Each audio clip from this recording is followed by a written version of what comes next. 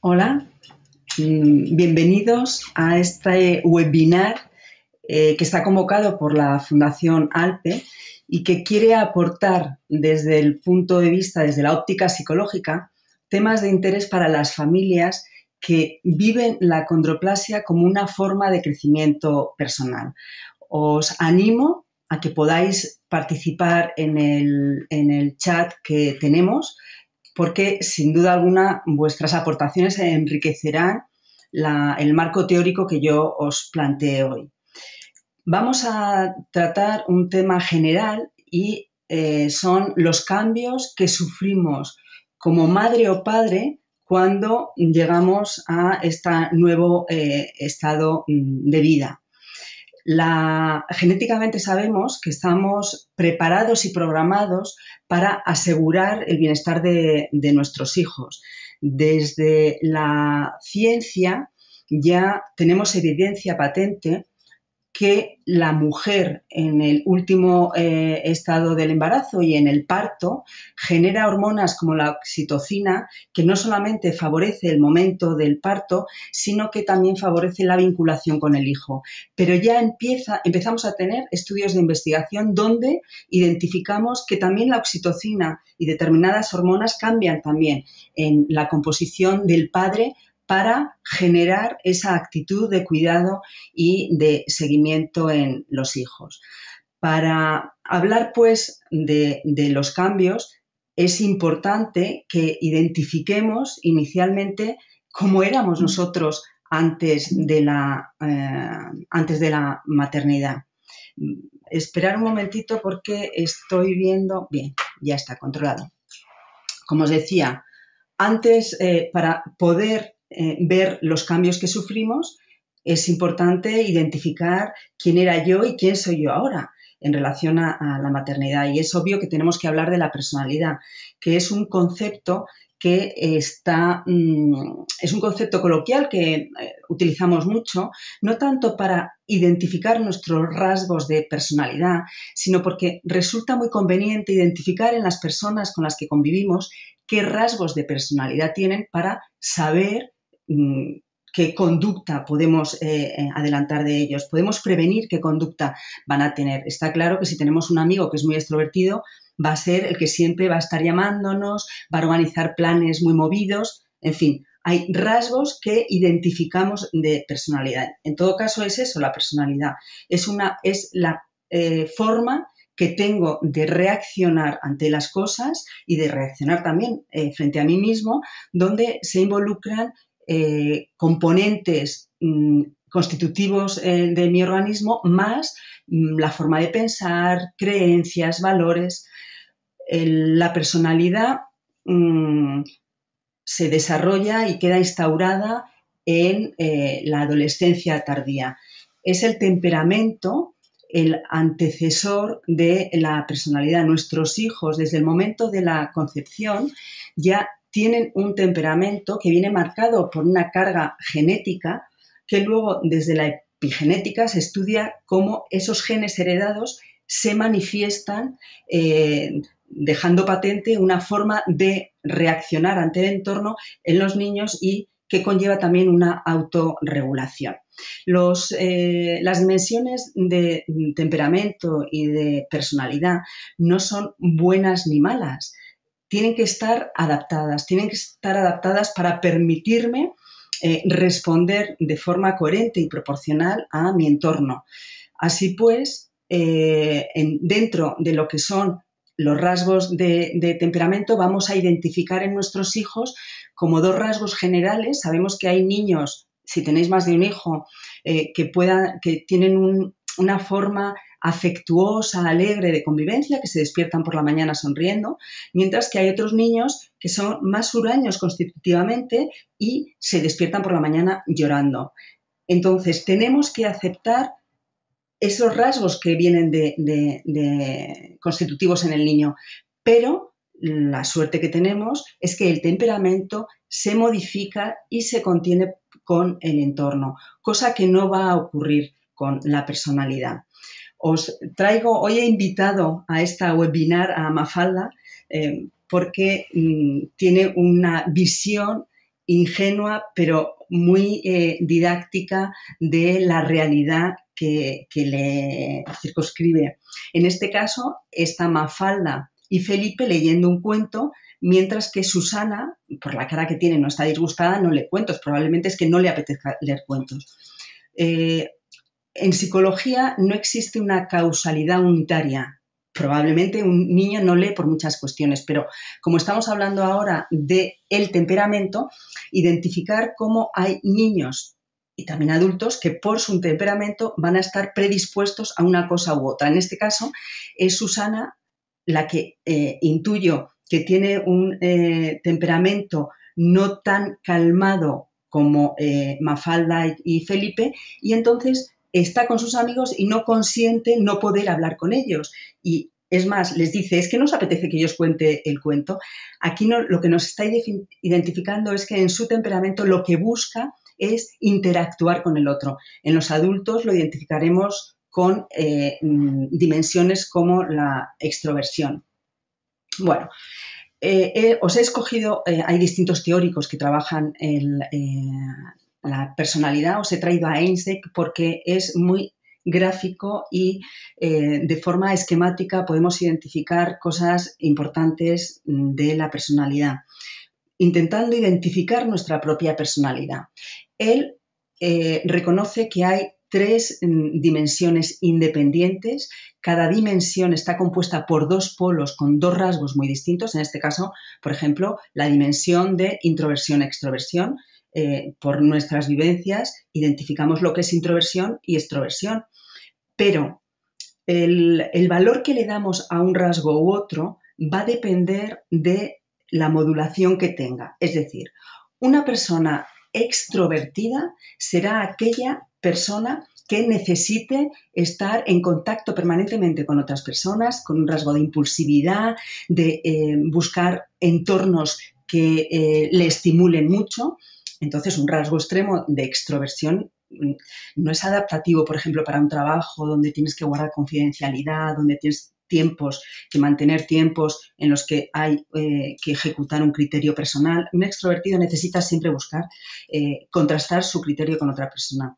Mientras que el introvertido, en extremo, este sí que está más adecuado a la concepción que tenemos en el entorno. El introvertido en extremo es la persona que rechaza el contacto con muchas personas, es muy selectivo y disfruta con actividades de introspección personal.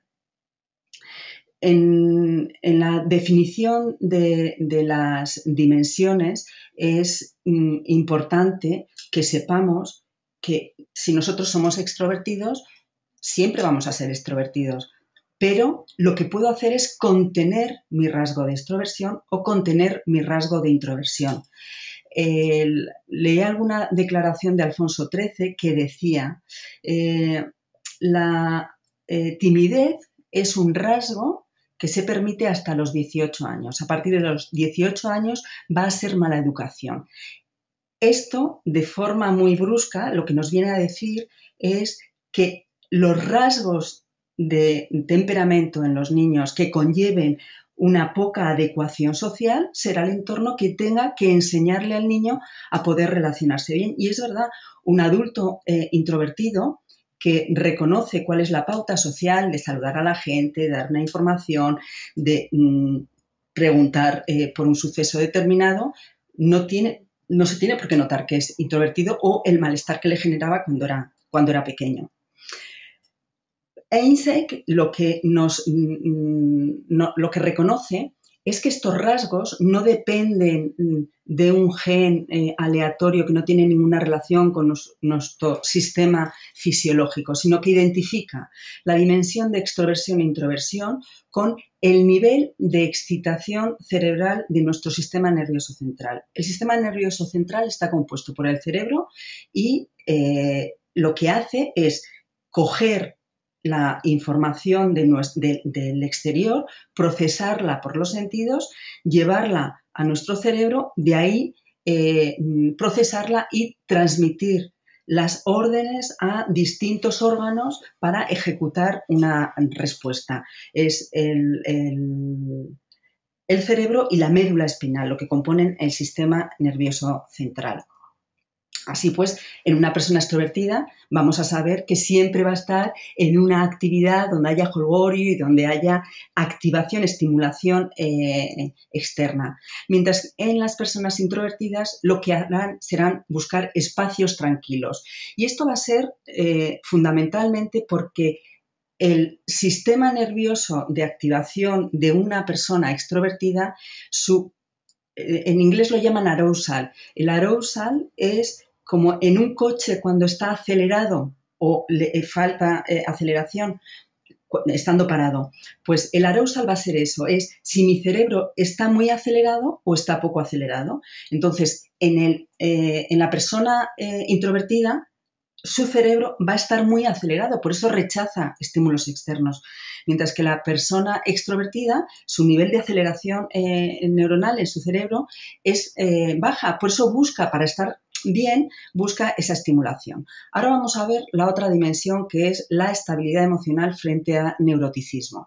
La estabilidad emocional aparentemente es una dimensión estupenda porque la persona controla su emoción, pero no, en extremo lo que nos viene a decir es que da igual que el suceso que haya pasado sea alegre, triste, la persona mantendrá siempre un estado emocional inmutable. Frente al neuroticismo, que el neuroticismo son las personas que toleran mal la ansiedad, que se ponen muy irascibles, lo caracteriza por la labilidad emocional. Entonces, en esta dimensión, lo que Einstein nos dice es que va a ser fundamentalmente el sistema nervioso autónomo que determina la baja reactividad o la alta reactividad. Como veis aquí está confundido. El neuroticismo es alta reactividad y la estabilidad emocional es baja reactividad. Entonces, el sistema nervioso autónomo va a ser el encargado de dar las órdenes a los órganos que tenemos en nuestro cuerpo para ejecutar respuestas involuntarias, pues el corazón, todas aquellas respuestas en las que yo cognitivamente no tenga que pensar para que se estén ejecutando.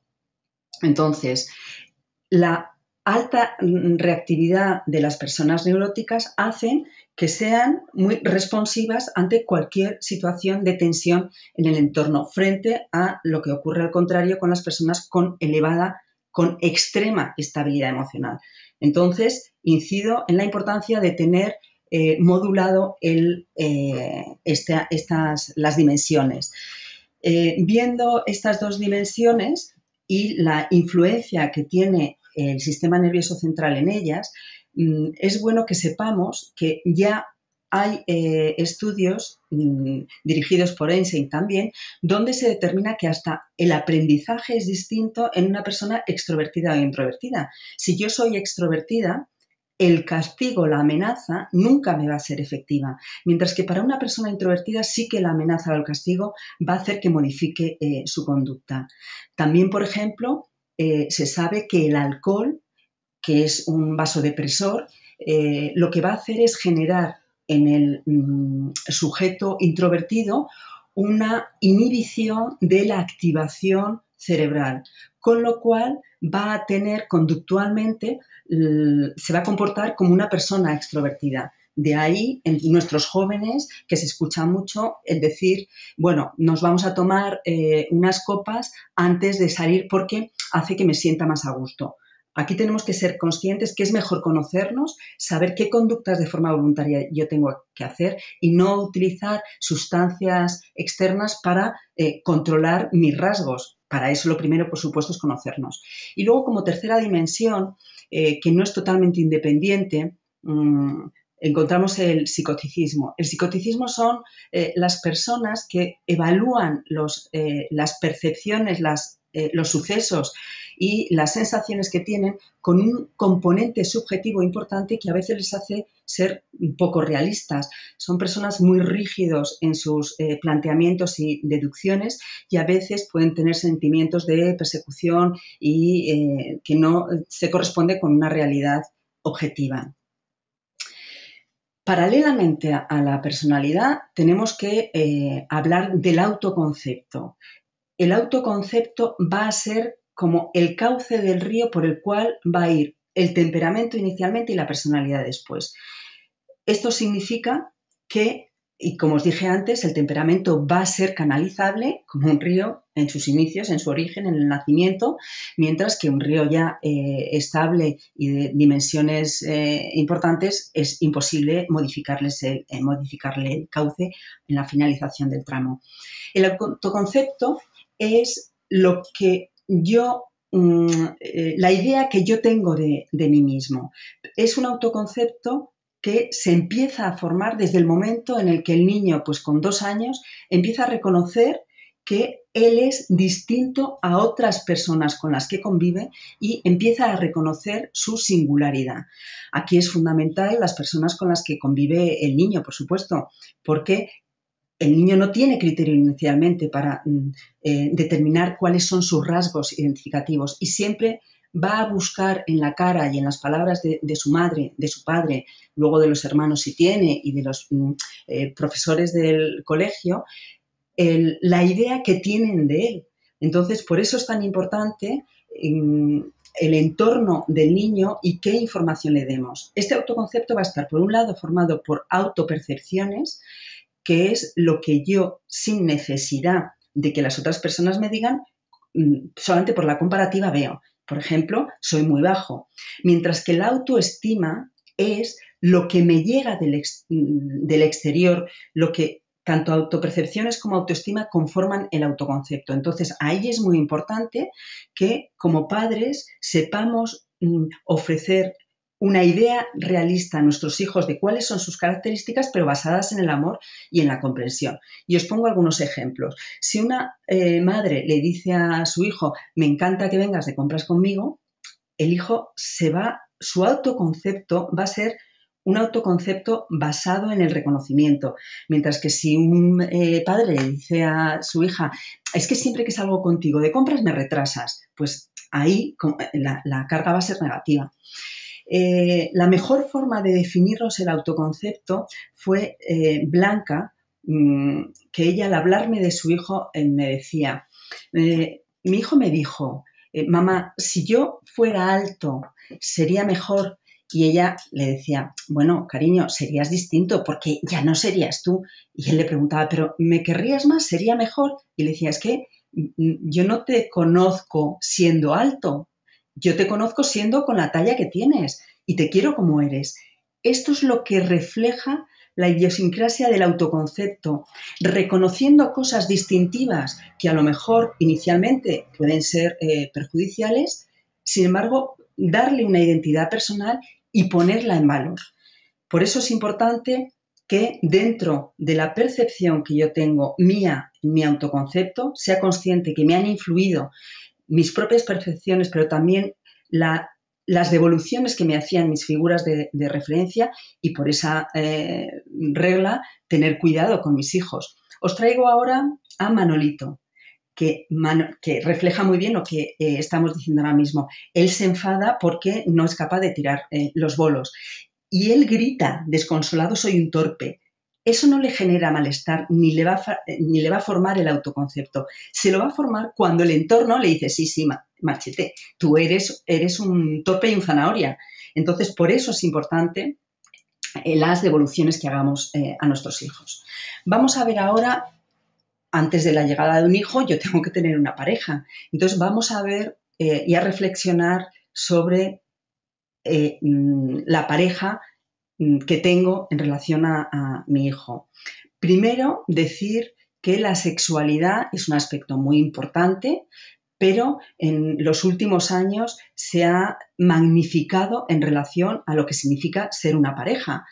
Es importante que no olvidemos, como veremos a continuación, el proyecto de vida que pueda tener la pareja. Creo recordar en algún programa de radio, me parece que fue con Julia Otero, que en un momento dado, hablando del proceso amoroso, decía, no existe ninguna pareja cuyo amor pueda perdurar en el tiempo, es caduco. Ahí claramente se estaban refiriendo a lo que es el enamoramiento en base a las descargas hormonales que los seres humanos tenemos. Y os traigo las 3 etapas de enamoramiento que van a depender de una descarga hormonal distinta. Primero hay un deseo, que es ese amor romántico, platónico, de necesidad de tener a la otra persona. Ahí son los estrógenos, que es la hormona típicamente femenina, y la testosterona, que es la hormona típicamente masculina. Son los adolescentes los que se encuentran en ese cóctel hormonal, pero los adultos, por supuesto, que también lo podemos generar. Con la convivencia aparece la secreción de otras hormonas que van a poner en valor la atracción de la pareja sin necesitar tanto de ese deseo sexual. Es la dopamina, la serotonina y la oxitocina. La dopamina es una hormona que tiene también funciones de neurotransmisor, igual que el resto, que actúa en procesos de reforzamiento, de agrado, de satisfacción. La serotonina en procesos de inhibir alguna situación. Y la oxitocina en procesos, entre otros, de establecer lazos afectivos. Lógicamente, en esta fase se estrechan los lazos afectivos. Quiero hacer una pequeña reflexión sobre estas sustancias. Nuestra lógica nos dice que si la dopamina nos da refuerzo, pues habrá que buscar el tomar dopamina. La composición, el cóctel de los neurotransmisores actúa como cuando queremos hacer una mezcla y sacar un color determinado. Las proporciones son difíciles de ajustar y nunca, a no ser que sean los colores primarios, nunca actúan de forma unitaria, con lo cual tenemos que tener mucho cuidado. La tercera fase sería la estabilización de la pareja, de la atracción. Entonces, ahí es una actitud más de crianza hacia los hijos. La vasopresina es la hormona, digamos, primaria en esta situación. Hay estudios que demuestran que hay parejas que con el paso del tiempo siguen segregando dopamina.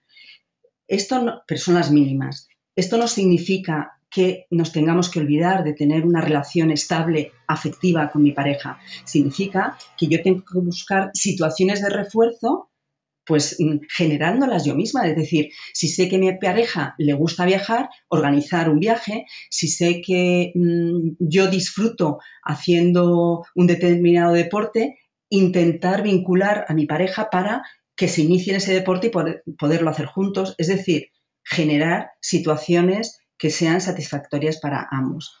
Bueno, os he traído ahora a Felipe en esa situación de arrebato amoroso para que veáis cómo la primera fase, que es la de las cosquillas en el estómago, a veces nos hacen tener conductas pues un poco absurdas. La relación de pareja sin un proyecto compartido no tiene viabilidad. Tenemos que ser conscientes que como padres, en este caso, que es lo que estamos compartiendo, de nuestros hijos, crear la familia es un objetivo importante. No tanto porque los hijos sean fundamentales en una familia, sino porque una vez que los tenemos, la familia, el apoyar a los intereses de los distintos miembros, el que nos distribuyamos de forma equilibrada las cargas, el crear un patrimonio.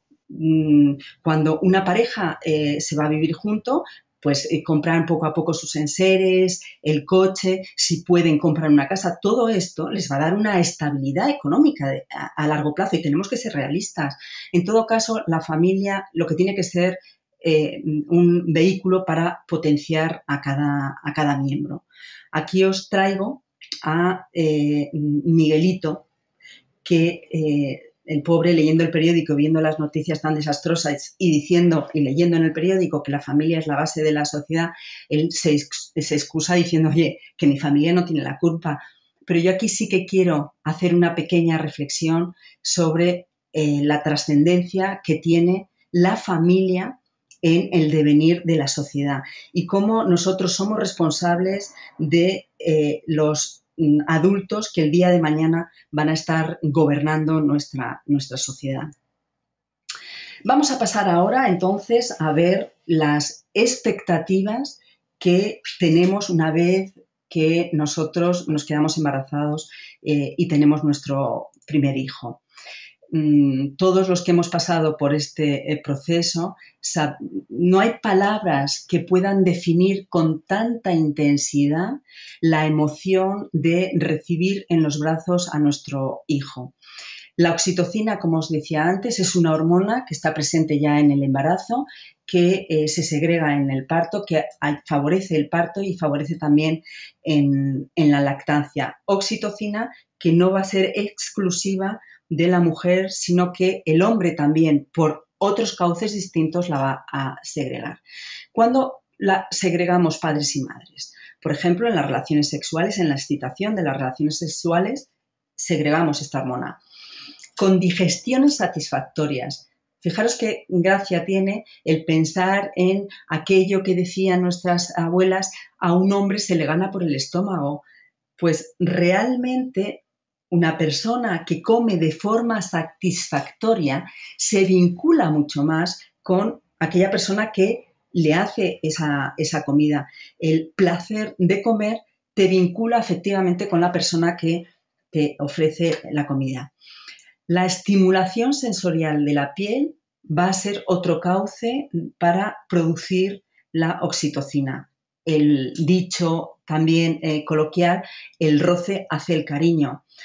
Muchas veces no nos damos cuenta, pero en las relaciones, una relación entre personas no siempre es fácil. Es muy conveniente porque los hombres estamos predispuestos a tener una convivencia grupal, a tener el contacto con las otras personas. Nuestros hijos, además, van a necesitar durante los primeros años de vida exclusivamente de nuestro soporte. Entonces, ante las dificultades en las relaciones, porque hay a veces intereses confundidos, intereses contrapuestos, el mantener el contacto, el roce físico, nos va a permitir mantener un poco la vinculación. No lo quiero decir tanto en relación al hijo, que cuando, como sabéis, empieza a utilizar la comunicación, es mucho más potente la comunicación, sino me refiero a nuestra pareja. El saber acariciar a nuestra pareja es muy importante. Y luego el contacto con el bebé es fundamental, sobre todo para el padre, para que pueda segregar esta hormona. Y digo para el padre porque desde que los padres están presentes en los partos, aparece de forma más rápidamente la espontaneidad de la tendencia a cuidar y a querer al bebé. Sin embargo, en generaciones donde los hombres, los varones, no se les pasaba por la cabeza, por supuesto, estar en el parto, en esas situaciones el varón reconocía que un hijo solamente tenía el sentimiento de hijo cuando el hijo empezaba a interactuar, a ser más persona, a preguntar cosas, a dar, decir o a hacer determinadas conductas que al padre le hacía ir hacia él. La oxitocina, entonces, es una hormona que tiene influencias en funciones fisiológicas. Por ejemplo, la mujer tiene un mayor umbral de dolor. Eso significa que va a aguantar más el dolor. Es normal pensar que para el momento del parto es muy conveniente esta reacción fisiológica. Va a tener una menor inflamación, también importante, una menor presión sanguínea y con otras características. Vamos, con otras influencias en la fisiología de la mujer.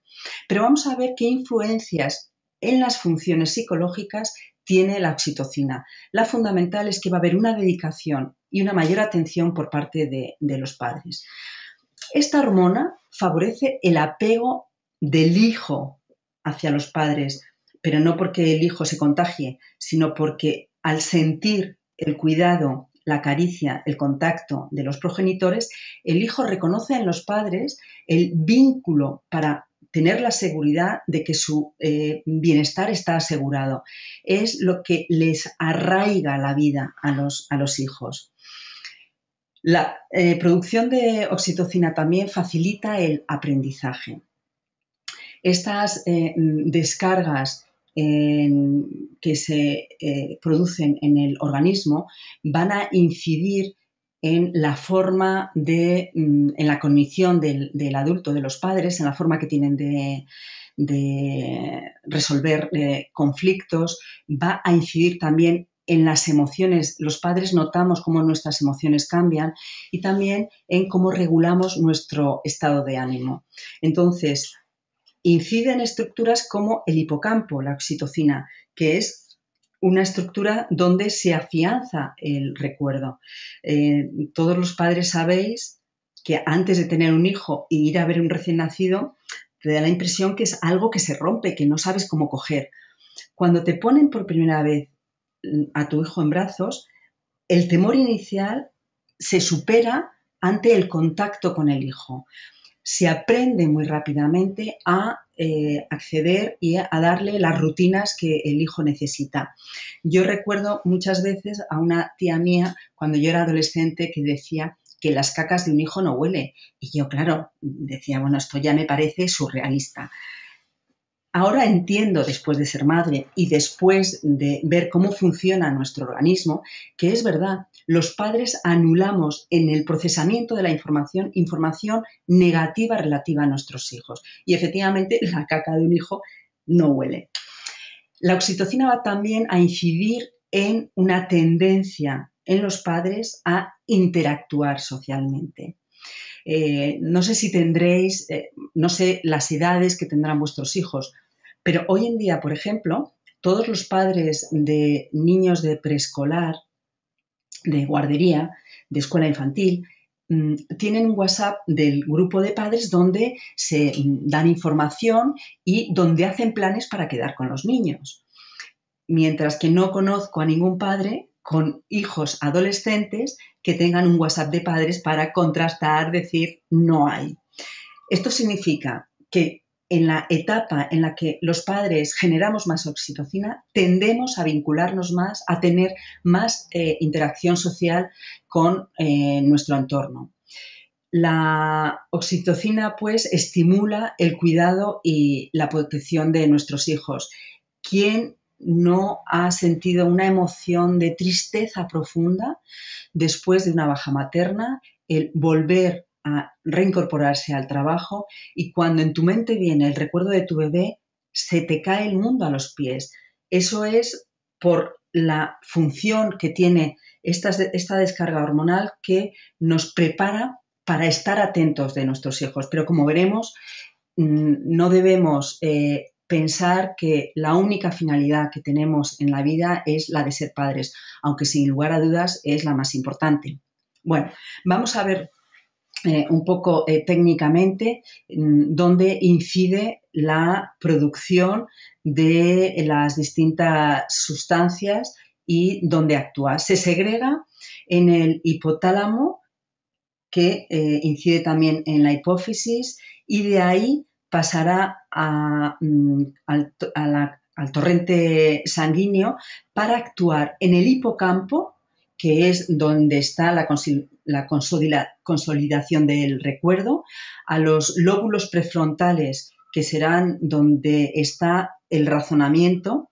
Por eso también decimos que el amor de madre es ciego, porque es que la forma de razonar y de reaccionar a nuestro hijo va a ser muy distinta a la que tengamos de un vecino o una sobrina. Y luego, por supuesto, al sistema límbico. Va a incidir en el sistema límbico, que es donde están nuestras emociones. Por eso soy mucho más sensible, sobre todo en todos los temas relativos a mis hijos. ¿Qué hormonas aumentan? Los estrógenos, la oxitocina, los glucocorticoides y prolactina, que entre otras cosas inciden en rebajar el nivel de estrés, y va a bajar la testosterona, sobre todo en los padres. La testosterona es una hormona que está muy relacionada con la conducta de ataque, con lo cual es lógico pensar que en un proceso de crianza el hombre va a reducir su testosterona, donde lo que prima es el cuidado parental. Vamos a ver ahora, dentro de estas expectativas de la paternidad y la maternidad, qué emociones reconozco en mí, sabiendo que la llegada de un hijo, la fecundación de un hijo no siempre es programada y no siempre tiene que venir en el mejor momento. Es decir, por problemas económicos, por mi momento en mi trabajo, porque estoy en un momento de promoción, por muchas situaciones puede ser que el hijo no llegue en el mejor momento, pero eso no le quita que la reacción mía de mi organismo y de mi programación sea el atender lo mejor que pueda a este hijo. Y luego las satisfacciones que dan, como bien sabéis, son innumerables. Bueno, dicho esto, vamos a ver cómo la primera emoción que tenemos es la de protección. Pero os pongo esta imagen porque nosotros tenemos la misma composición neurofisiológica que tenían nuestros ancestros. Es decir, las señoras que tenían que cuidar que el frío no matase, que el lobo no matase, que no hubiera una depredación de especies, esa composición que les hacía proteger a su cría, la seguimos manteniendo nosotros ahora. Eso significa que a veces el instinto de protección está magnificado. En nuestra sociedad tiene una serie de nivel de seguridad y de cobertura que, como comprenderéis, nada tiene que ver con la imagen con la que os traigo. También reconocer que la especie humana entra a formar parte dentro de, creo que es menos del 6% de todos los seres vivos necesitan, las crías necesitan del cuidado prolongado de los progenitores o de uno de los progenitores. Es decir, que está claro que los 2-3 primeros años de vida nuestra atención va a estar dirigida en exclusividad a nuestro hijo.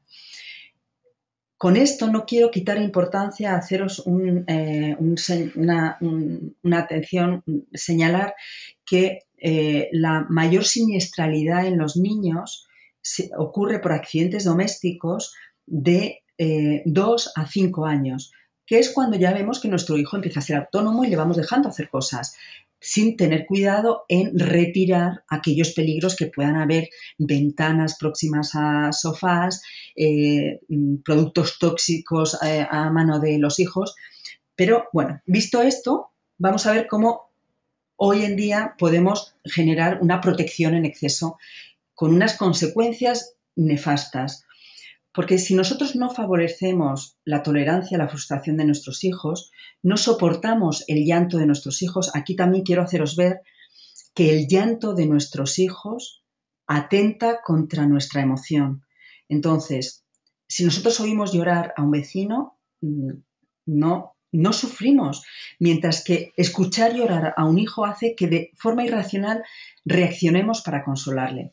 Yo siempre cuento que cuando mi hijo pequeño tenía 2 años, le castigué, le encantaban los coches, me parece que le había pegado a su hermana, entonces con el coche, entonces le castigué sin el coche y lo puse encima de la mesa. Yo mientras tanto estaba leyendo y Andrés lloraba, pero yo leía porque sabía que él solamente al retirarle el refuerzo que era el coche, él iba a entender que no compensaba pegar a la hermana. Claro, yo mientras estaba leyendo, de pronto, sin querer, le di el coche porque me estorbaba en la concentración. Entonces fue un acto reflejo y me di cuenta cómo mi conducta iba en contra de mi conocimiento. Entonces por eso os digo que seáis condescendientes con vosotros mismos. Lo importante es que tengamos la información y que sepamos ir mejorando también como padres. Entonces, si nosotros no favorecemos la tolerancia a la frustración de nuestros hijos, podemos desencadenar inclusive patologías importantes. Por ejemplo, si Marta le pide a su madre que le dé una toalla limpia para secarse después de la ducha porque no quiere utilizar la toalla de su hermano y su madre le da una toalla limpia, cada vez que la niña reconozca que algo está sucio y le pida con llantos a su madre que lo modifique, ella, el concepto que va a elaborar es: yo me puedo contaminar si todo lo que toco no está limpio. Y eso os podréis imaginar qué conlleva. Otro caso, por ejemplo, si Mario, cuando va a la escuela infantil por primera vez, llora y está llorando durante 3 días al quedarse en la escuela y la madre sufre y transmite ese sufrimiento y se queja delante del niño, delante del niño se queja la profesora, el niño va a mantener ese miedo, es lógico que quedarme en un sitio que no conozco de nada, que no está la persona que me quiere, que me cuida y que me sostiene, pues que yo tenga miedo. Entonces, tenemos que reconocer que nuestros hijos van a pasar miedos evolutivos normales y solamente nuestra confianza va a ser la que les va a permitir crecer y dar el paso para adelante. Nosotros como adultos hemos aprendido de los errores y lógicamente no podemos evitar que nuestros hijos no cometan errores en el proceso de aprendizaje. La inseguridad es otra emoción característica en los inicios de la maternidad o de la paternidad. Claro, venimos de una sociedad que nos prepara estupendamente para ser competentes en nuestra profesión, para poder acceder cada vez más a cuotas de responsabilidad mayor, donde hay además un reconocimiento social, y resulta que de pronto nos encontramos con algo que todo el mundo da por hecho que es normal, pero que yo no tengo ni idea de cómo se gestiona. Entonces, la emoción normal es la de inseguridad.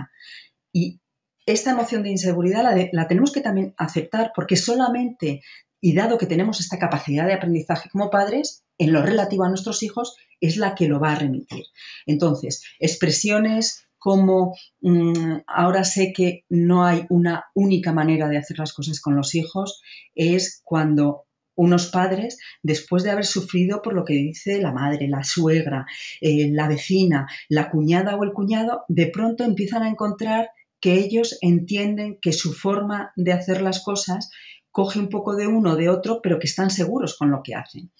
Aquí también hacer una pequeña reflexión con la sociedad de la información en la que vivimos. Contamos con mucha información accesible, pero la tenemos que contextualizar y personalizar. Mirar, en los años 70 se daba mucha importancia a la autoestima y se magnificó el concepto de autoestima pensando en que al niño había que hacerle creer que era bueno en todo. ¿Eso qué lleva? Pues un adolescente frustrado y con tendencia a la depresión porque no reconoce que es bajo. Pues si eres bajo, no pasa nada. Posteriormente se empieza a dar mucha importancia a estimular la inteligencia del niño porque nos damos cuenta que hay una potencialidad por trabajar y solamente en un entorno óptimo esa inteligencia puede demostrar todas sus cualidades. Pero, ¿qué pasa? Que si no trabajamos la empatía, el saber compaginar en grupo las cosas, ¿de qué nos sirve una persona muy inteligente que no intuye la necesidad de la otra persona? Y pasamos a trabajar el concepto de grupo. Ahora, por ejemplo, estamos trabajando de forma más explícita el tema de las emociones con los niños, porque si un niño no identifica sus emociones, va a generar una tensión acumulada que va a manifestar luego somatizando o generando problemáticas específicas como repercusión del estrés. No es malo saber que ahora estoy triste, lo importante es saber por qué y qué solución tiene. Lo maravilloso es sentirnos bien, pero tenemos que estar preparados para todo. Entonces, en esta reflexión lo que os quiero decir es que toda la información que recibáis relativa a vuestros hijos no la cojáis en exclusividad, sino que lo que hagáis sea hacer una comparativa e integrarla en vuestras propias experiencias. Nada tiene que ver la crianza de una familia que viva en el sur de España o en el norte de España.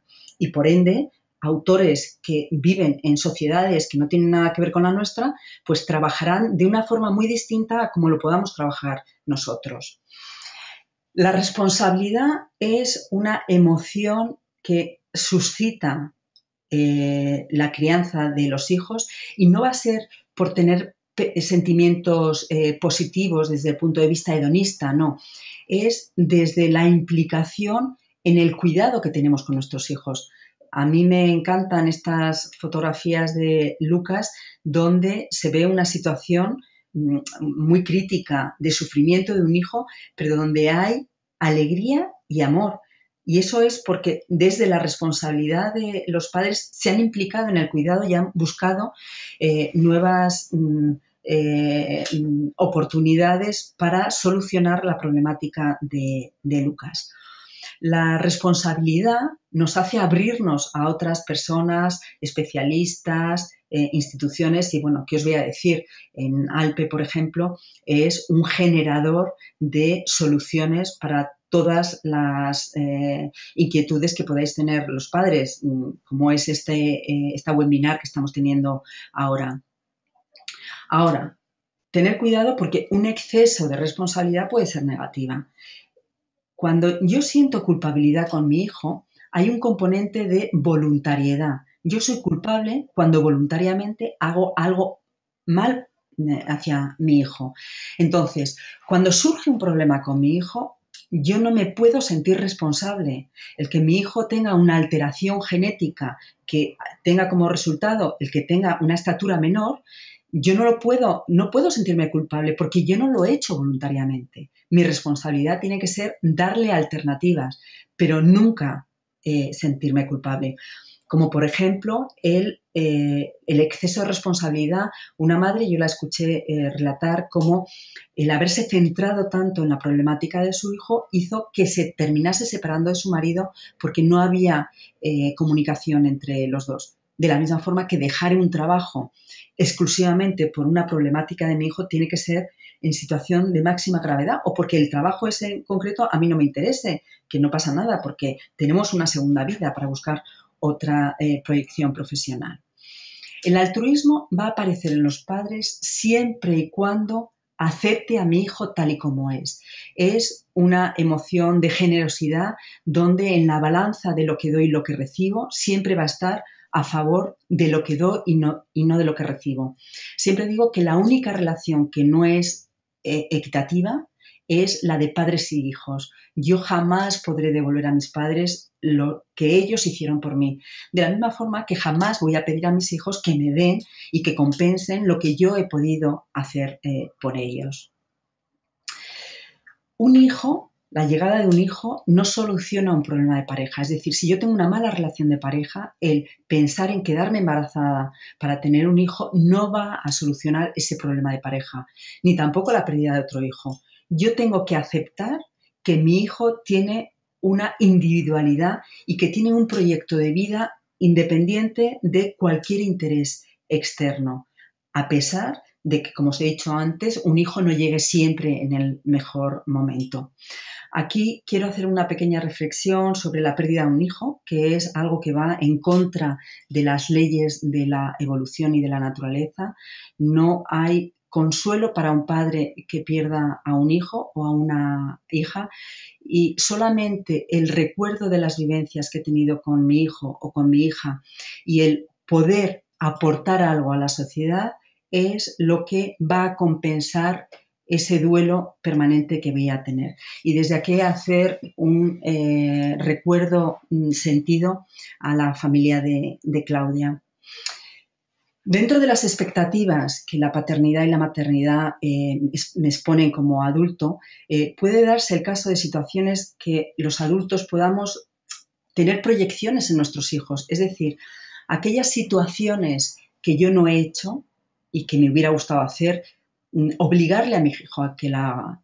O aquellas situaciones que a mí me han venido bien, obligarle a mi hijo a que lo haga. La individualidad de mi hijo, teniendo en cuenta que parte de un temperamento diferenciado y de unas vivencias diferenciados y de unos entornos distintos a los míos, tiene que estar por ir permitiéndole, en la medida en la que vaya ganando autonomía, el poder ir tomando sus propias decisiones. Aceptar que mi hijo tiene un temperamento, pero no tirar la toalla. Trabajar para combatir y contener aquellos rasgos que sean negativos.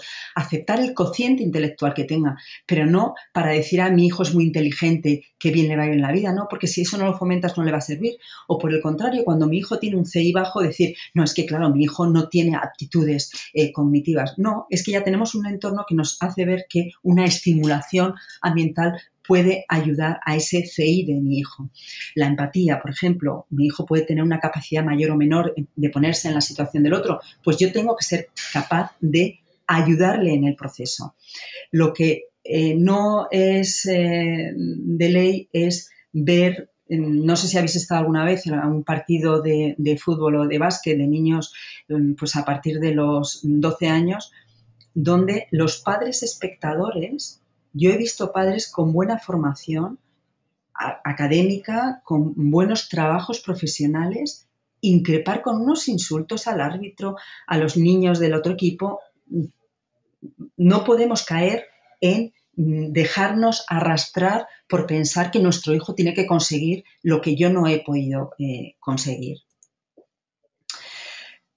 El momento de la paternidad es un cambio vital. En la vida hay momentos de cambio que notamos donde la vida hace que coja una dirección distinta, y la maternidad, desde luego, es una de ellas.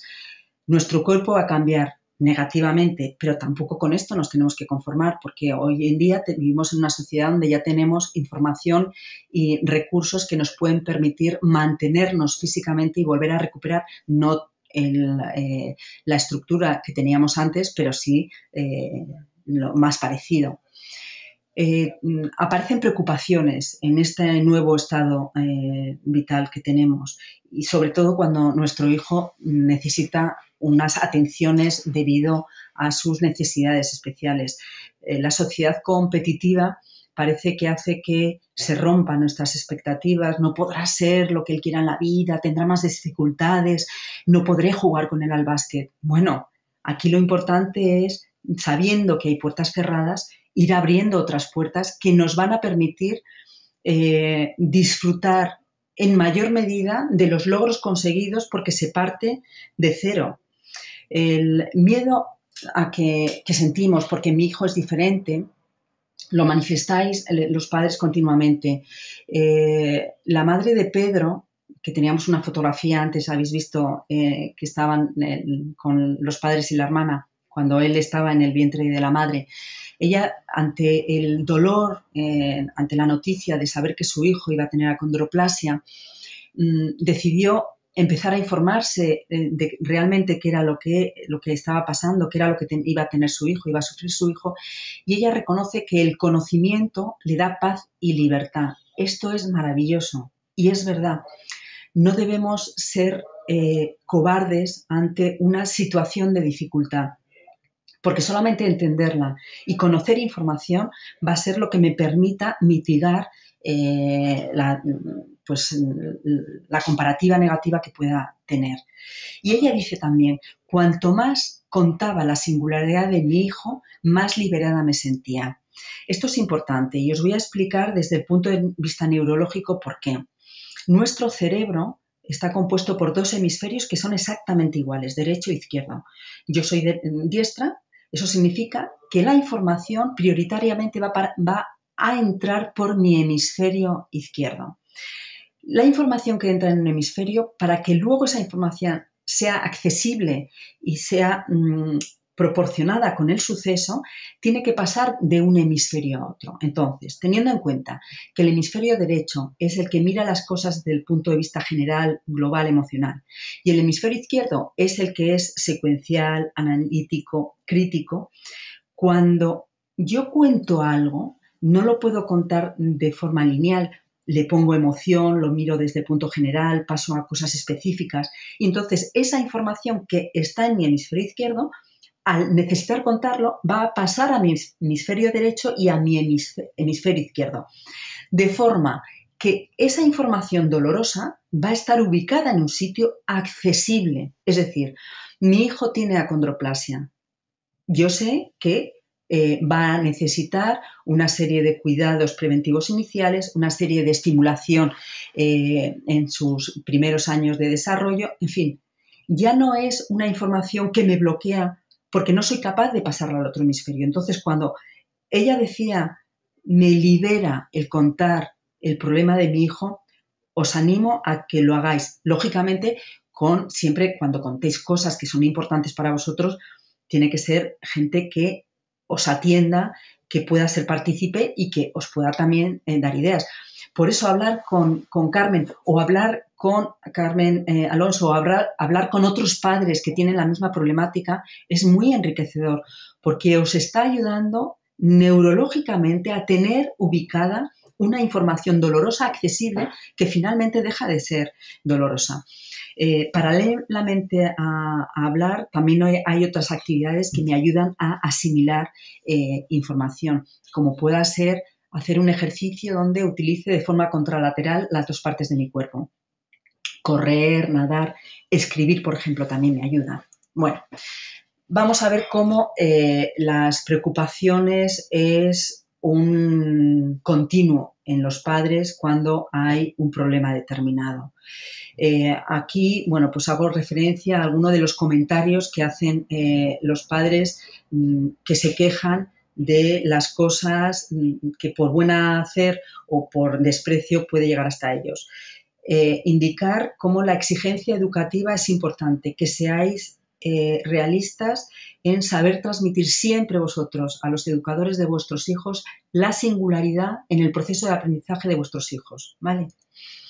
Bueno, la conciliación de la vida familiar y laboral también es importante porque, como os decía antes, cuando mi hijo llegue a la edad adulta o inclusive en la adolescencia tardía, ya para mí empezará una segunda vida.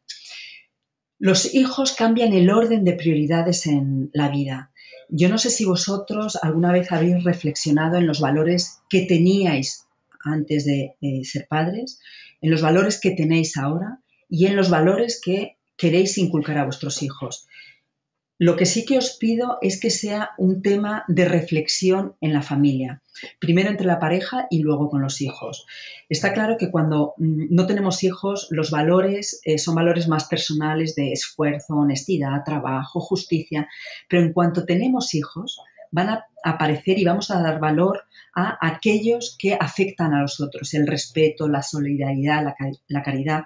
Realmente todos los humanos tenemos los mismos principios. La diferencia es el orden de prioridades que ponemos en la cúspide de estos valores.